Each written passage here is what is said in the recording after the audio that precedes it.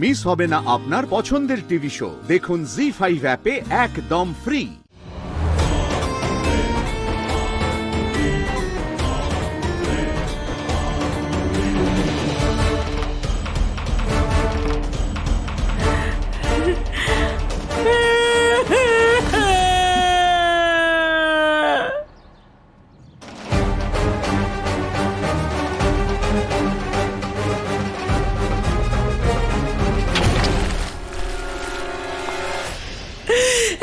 ভগবান, আমাকে তোমার কাছে নিয়ে নাও। না মা, দাঁড়ান। আমার ভালোবাসাকে আমার ছেলে মিথ্যে মনে করছে। একজন মায়ের, দাঁড়াও, ওখানেই দাঁড়াও। একটা মেয়ের জীবনে স্বামী আর সন্তান ছাড়া কিছু আছে নাকি? যখন দুজনেই ছেড়ে চলে যাচ্ছে, তাহলে আমি আর বেঁচে কি করব? মা না, আত্মহত্যা করলে পাপ হয় মা। এই এই একদম ধরবে না আমাকে, গায়ে হাত দেবে না, আমি না, মা, মরবো। দাঁড়ান।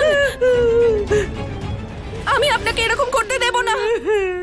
আমি তো আমার জীবনের কষ্ট শেষ করতে যাচ্ছি, কারণ আমার ভালোবাসাতে এত শক্তি নেই যে আমি আমার ছেলেকে বাড়ি ফিরিয়ে আনতে পারবো।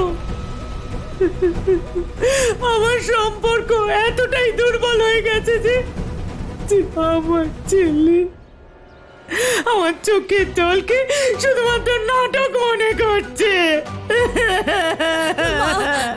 আর তার উপর তোমার মতো বৌমা সোনায় সোহাগা। এখন আমি কি করব? আর এইভাবে বেঁচে থাকার থেকে মরে যাওয়াই ভালো। আমি মরতে চাই।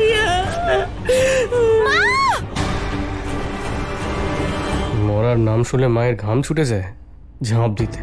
সব ভালো করে বুঝি। একবার জ্বর সর্দি কাশি হয়েছিল, অর্ধেক ওষুধ দোকান তুলে নিয়ে এসেছিল, গেছে নাকি ঝাঁপ দিতে। দাঁড়ান, আপনাকে আপনাকে আপনার ছেলের জন্য আত্মহত্যা করার কোনো প্রয়োজন নেই মা। ওকে আমি ফিরিয়ে নিয়ে যাব। কখন? যখন আমরা বুড়ো বুড়ি হয়ে যাব, আমাদের চোখে ছানি পড়বে, আমরা দেখতে পাবো না তখন। যদি আমার ছেলেকে আমি চোখে দেখতেই না পাই, তাহলে কি লাভ? না মা, আমাকে আজ দিনটা, আজ সন্ধেবেলা পর্যন্ত সময় দিন। ওকে আমি ফিরিয়ে নিয়ে যাব। যদি ফিরিয়ে না আনতে পারো তাহলে ছাড়ো, আমার তোমার উপর ভরসা নেই। তার থেকে ভালো আমি মরে যাই, সব দুঃখ কষ্ট দূর হয়ে যাবে। যাচ্ছি আমি। না মা, না, আপনার আমার উপর ভরসা নেই, তাই তো? ঠিক আছে, আমি আপনাকে কথা দিচ্ছি, কথা দিচ্ছি যে কাল সকালের মধ্যে ইন্দ্রকে আমি ওই বাড়িতে নিয়ে যাবই। আর যদি তা না পারি, তাহলে সারা জীবনের মতো ওর জীবন থেকে দূরে চলে যাব। তাহলে তাহলে আমার মাথায় হাত রেখে ইন্দ্রদীপই খাও। জি5 ডাউনলোড করুন আর সব এপিসোড দেখুন একদম ফ্রি।